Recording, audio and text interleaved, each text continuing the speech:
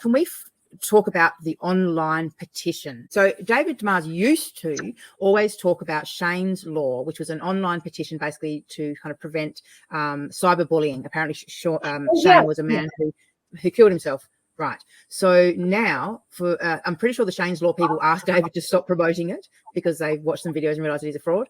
So now he's written up his own petition, which is, it's super simple to write a petition. It's not really anything to, like my 14-year-old does this kind of thing all the time. But anyhow, so he's super proud of his petition. It's about online cyberbullying, essentially, and stopping online cyberbullying. So what would your thoughts be on that? Knowing who he is and what he does, what are your thoughts on him being the face of an online cyberbullying petition? He is the cyberbully. He's the one doing it. And he will not, of course, he's not going to say that it's him, but it is him. Because his need to put it, a cyberbully thing out there, and his need to keep on about it with Val, and his need to have recognition is what's driving this. It's his way of camouflage. Ted Bundy worked for the Samaritans, for goodness sake. So that says it all. Do you know what I mean? Just because you're a nice person, it doesn't mean, he says this in his own videos, that you can't be bad. Well, he's saying that about himself. He comes across and portrays a nice person. And I said in my last video, bad people and evil people don't wear like cloaks and daggers and they're good people. Narcissists, the bad guys don't always wear black. It means hiding. It means being something, especially covert narcissist. It means hiding behind something to portray a good image so that you can then abuse and no one would look twice at you.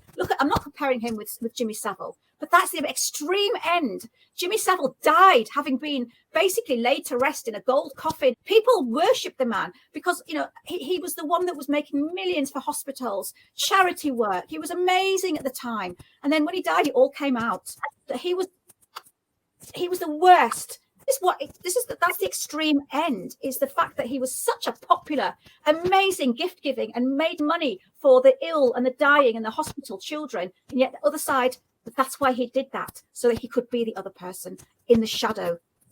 And the same thing. He seems to really resent his clients as well. That's the other thing I noticed. Like he really resents these people, his viewers and his clients. From everything you've said, it just sounds like there's real resentment there. Does he seem to? And he's mentioned being a celebrity as well. He seems to think that he's quite famous. Did he ever mention that kind of thing to you? That was one of the things he told me when he first was talking to me, that he's an online celebrity, and I was like, I really didn't know what that was. Never heard of that. And, but that's what he told me that he was. And one thing I want to point out, being around David from day to day is difficult. He's never happy. He doesn't smile. When he works on things, he gets mad, throws stuff down, says it's defective. I saw him do that like 4 times or 5, trying to make, put stuff together. He's very angry. He gets up in a bad mood. He's just really hard to be around on a day-to-day basis because he has so much anger. He's so angry and it's so obvious. Yeah, so that's really interesting too. Huge red flag. He told me that he was sexually abused, and I was like, well, how? What do you mean? He told me that his stepmother, who she was a model. So he said she was hot. That's what he told me. She was hot. And he said she was really good looking. And then he claims that when she would be like naked or getting out of the shower or something like that, she would leave the bedroom door open and to let him kind of look in on her. Cause David was the oldest of all the kids. So he was already a teenager then. And he said that she just kept doing it until he finally said, well, hey, okay, if you're going to do that, then I'm going to look. So he used to look at her and peek at her naked and, different provocative positions, maybe bending over, or he told me, so I just started looking if that's how she wanted it to be. I remember him talking about Ron Demars. I remember him talking about as a child, it's in one of his videos. I don't know if he's taken it down or not, but I remember him saying that as a child, he was under the bed when his father and a woman, he just called it a woman, were having sex. Did he ever mention that to you, or did you speak about that? I don't know of a situation, and I wasn't there. I don't know for sure. He told me that he was about 4 years old and his dad was messing around. He was in a hotel room one time with a girl and David was right there. But the story kind of doesn't really make sense to me. And I didn't bring that up with his parents because I'm sure that would have been devastating to them.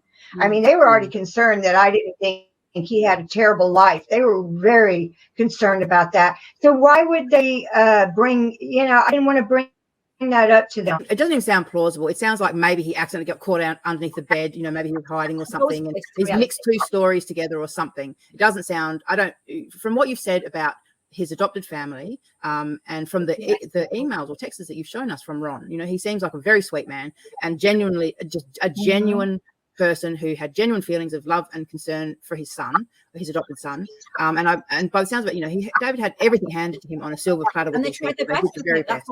They absolutely tried their very best. He sounds like he's super ungrateful, spiteful, insecure, paranoid, jealous. He just sounds, he really is such a nasty piece of work. It's fascinating to me how he's crafted this illusion. You mentioned that he was institutionalized as a teenager. Were drugs involved, and does he still use drugs? Yes. I know that he had told me that he was a #1 dealer in Portland and that he was turning against some of the big dealers and turning them into the cops because some girl that he saw get raped. He didn't help her, but he turned them into the cops, and that he was helping get all these guys busted. Now, I don't know about that story, but he told me he was a #1 drug dealer. But I know that I told his dad that too, because when he was institutionalized, drugs were a part of it. It was his behavior, drugs, not going to school. That was another major thing. His dad told me that they couldn't get him to go to school. He was skipping school all the time. And so they tried to put him in a facility to get him back on track, because they said that he was a really lovely child until he, became like, I think around 10 or something is when he started changing. So that's why he was institutionalized, because his dad, they were trying to help. They went to all the meetings at the hospital, the parent-child meetings, and he never told me that. The story, Val, the story that Shawn just said about the sexual, that woman being raped. He was in the room. He mentioned that in one of his earlier videos. He mentioned that in a very early video. You see, this is what I bring up. People won't believe me because he deletes everything. Now, basically, we can tally with each other then, because you just confirmed something for me, and I'll confirm what he said to you. That he actually, one of his first videos when he was Crazy Narcissist Ex-Girlfriend, he was talking about being in a room full of people, men, and they're all drunk. And there was a girl, whether they drugged her up or got her drunk, but David said that she was so drunk she couldn't control herself, and these men bent her over the sofa, and this is what his words were, that because I don't use the word panties, we say knickers in England. He said they pulled her panties down and raped her from behind, and he just stood and watched. Now you've just said the same thing, so there you go. We've just basically validated each other then. I mean, that's once he went to the police and reported it, and apparently he was supposed to be helping the police to have. If he was helping, they wouldn't have let it go as far as to rape a girl. If he was meant to be some kind of, what's the word when they, a mole? An undercover police agent. There's no way that they would get as far to watching a girl get raped, get drugged up and raped over the back of a sofa. So I don't believe anything to do with all that sort of police thing, because there's no way a policeman would let them go that far. I think that was a party that got out of hand. My own opinion, doesn't mean it's true. And he didn't say, I think he apparently went and left the room because he felt sickened or something. But that's still... No, I'm just disgusted. I'm disgusted. Yeah. The fact that he did not help her. No. I don't care how many guys there. I don't care what. If I was in there as a female, I would be saying, y'all stop this. This is wrong. I'm fighting to get them off. Even if they hit me and push me. Too. Don't just stand there. Exactly. This man is portraying empathy and love to everybody on his half an hour videos a week. And this is who they are really watching. They do not understand who David really is. This is who David is. He will watch someone get raped and do nothing. He doesn't give a shit. And that's what it goes. He doesn't give a shit. You love yourself or not. He doesn't care. Just keep the money. And people are donating to him. I'm like, what? Are you kidding? Just because he makes some comments and answers your questions, you're donating? He's a scam. He's a scam. He is. What they're doing is he's supplying them with the attention and love and the validation that these people need. They're looking for some kind of somewhere to belong, and David's giving them somewhere to belong. So they feed David with, David, you're great. Thank you so much for talking to me. Thank you for asking my question. And he feeds them back. My pleasure. You're amazing. You keep on fighting. You get strong.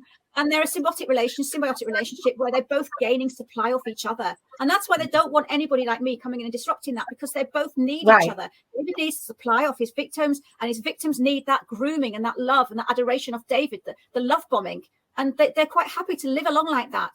It's obvious. Yeah. And you're the inconvenient truth. Yeah. They absolutely don't want to hear it. And he's using his subscribers to abuse me. He needs to help these people in his subscription, in his comments box, but he plays along with them. And that's just using and playing with his subscribers to make a scenario and a narrative that and we're all bad people out here. He needs to protect his subscribers. And sorry not to explain. He does that. He thinks everybody wants to have a relationship with him. He thinks everybody just wants him. And, he's just a little peepsqueak. And that's how I look at it. He has nothing to offer. Nothing. I mean, he never even came and got the rest of his stuff. Bear in mind, I want to say, all I charged him was $200 a month to stay at my house. He didn't have a fork. He didn't have a towel. He had nothing. And he still doesn't. So he didn't even come get his items. He tried to come over with the police twice, which I just laughed at him. Like, really? You're trying to make it on your terms. I offered to take his stuff to him. I offered to meet him somewhere. He wouldn't even talk to me. And that's why I sent him that last text that said, for somebody that's so arrogant, because he's arrogant, I said, who doesn't have anything to his name, and all the items that you have in your life are in my closet, and you won't even communicate with me to get them back. And I told him that. And the police told me that after 30 days, because he left, I didn't kick him out per se, he left, that I don't have an obligation after 30 days and I could get rid of it all. And that's exactly what I did. And I told him. It sounds like he just took advantage of you. It sounds like he disrespected you in your own home, took advantage of you. Mm-hmm. You also mentioned that you had come into some money before he even turned up. I still want to know. Sorry, just want to clarify. I just still want to know what made him come and live with you. Like, what? I know you said it went bad in Las Vegas, but what actually happened? Do you know? Yeah, well, because when he left Las Vegas and he was going to have that girlfriend, he had them to live together in Florida, and that didn't pan out. Well, what happened? She made good money.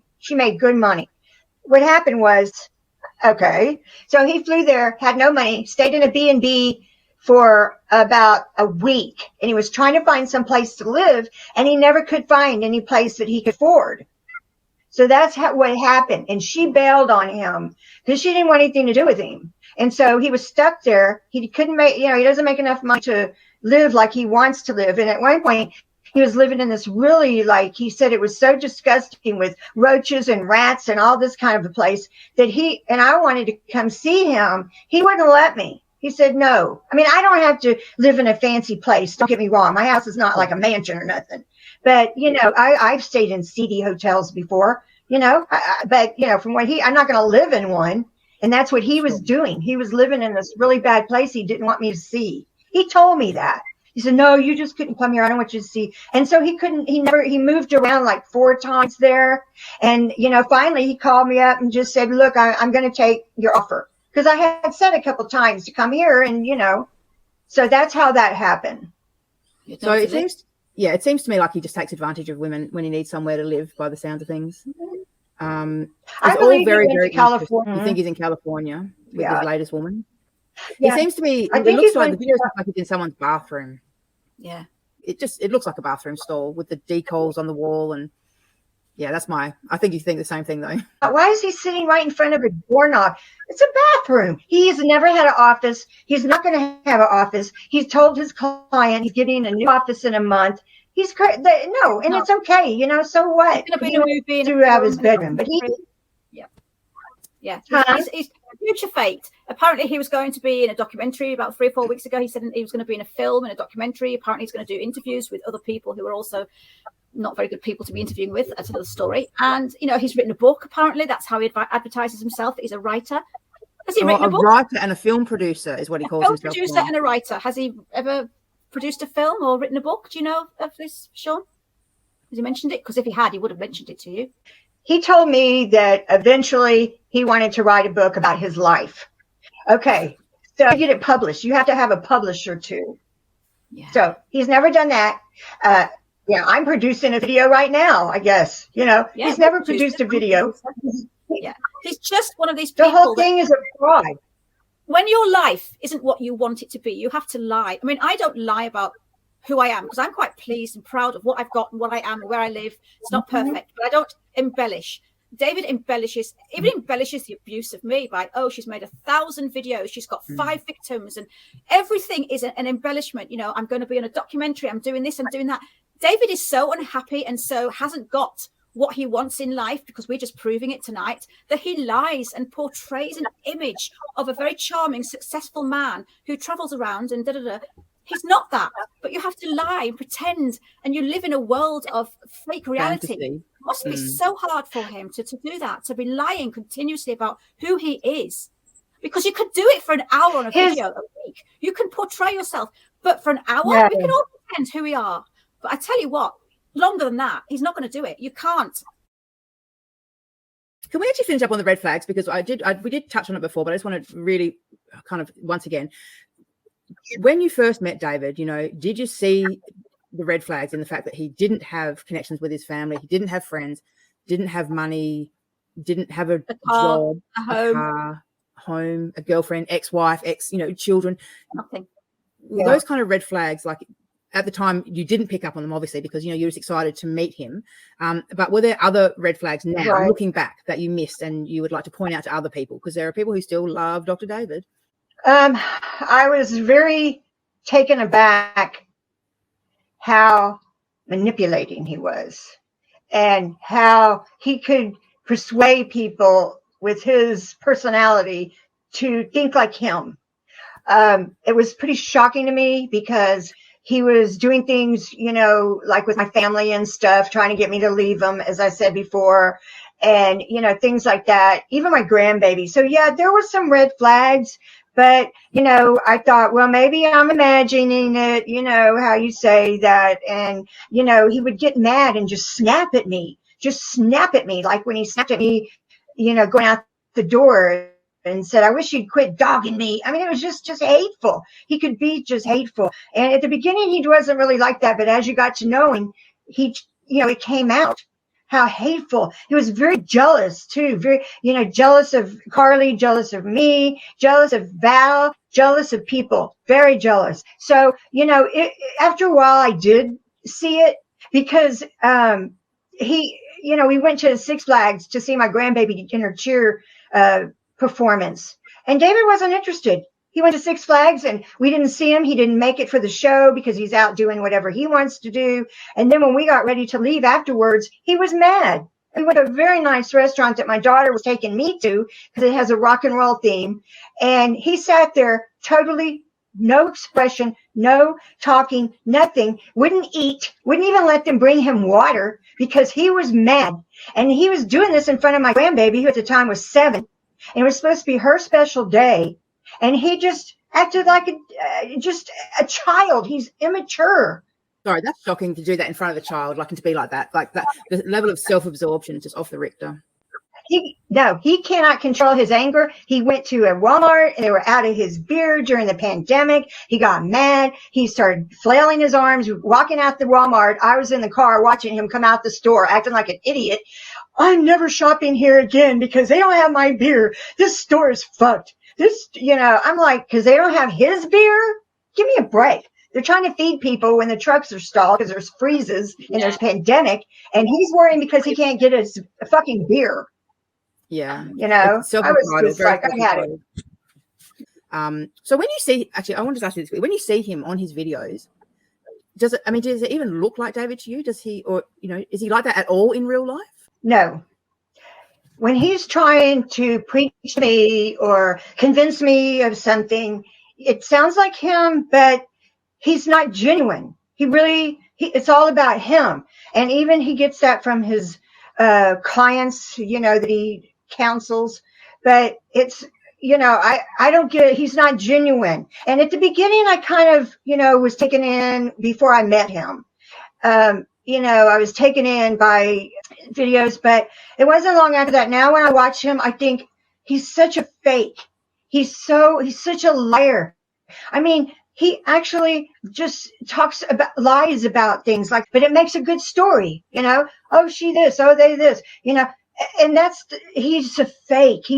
I wish people would understand the reason I reached out when I didn't have to. I have no dog in this fight. That when I have no feelings for David. I have no bonding feelings for him. I have nothing for him.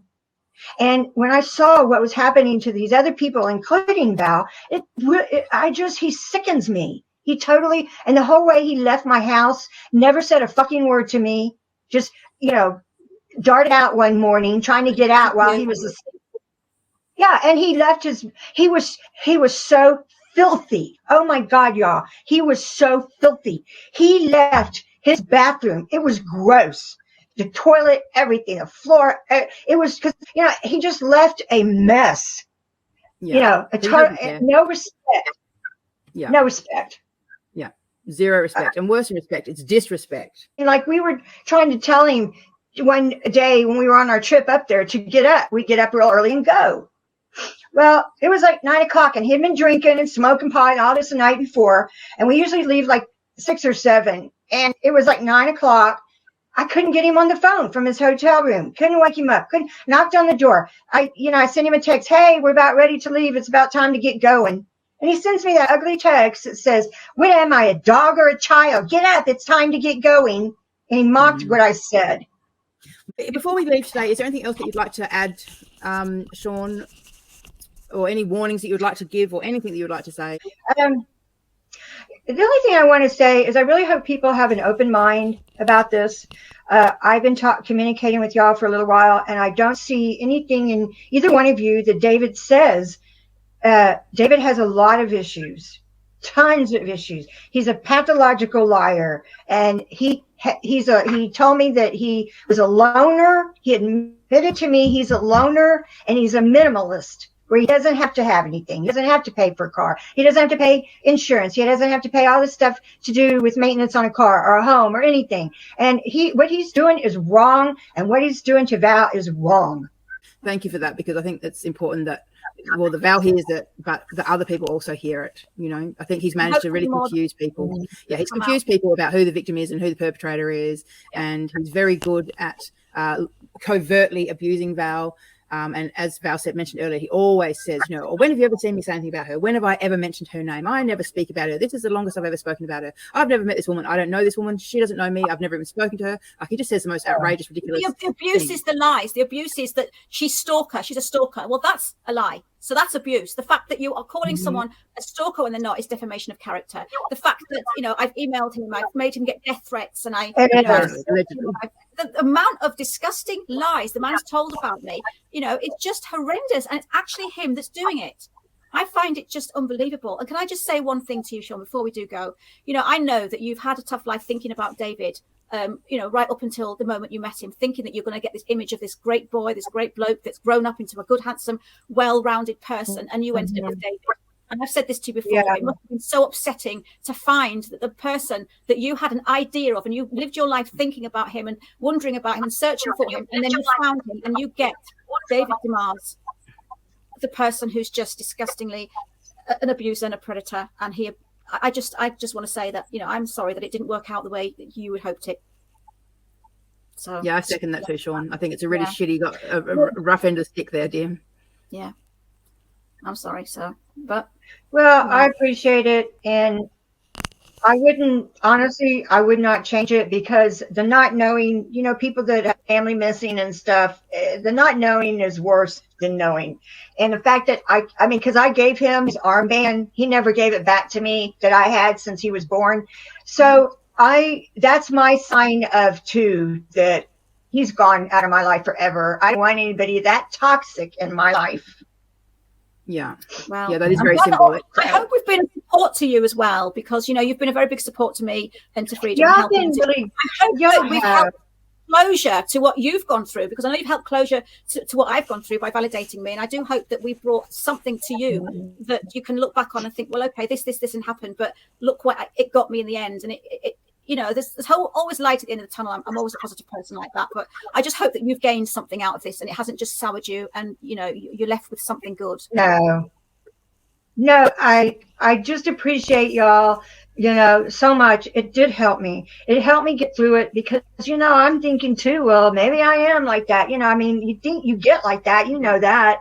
And so it's helped me a lot. And I've gained 2 fantastic friends. I just can't tell y'all. Mwah. Oh, thank you. That's very sweet, darling. Yes. Thank you for doing this today. We very much appreciate it. All right. I'm going to go. darling. Bye. Thank you. Thank you. Bye. See you, bye. Thank you. Love yourself first, guys. I'll see you again later. Bye-bye. Maybe not.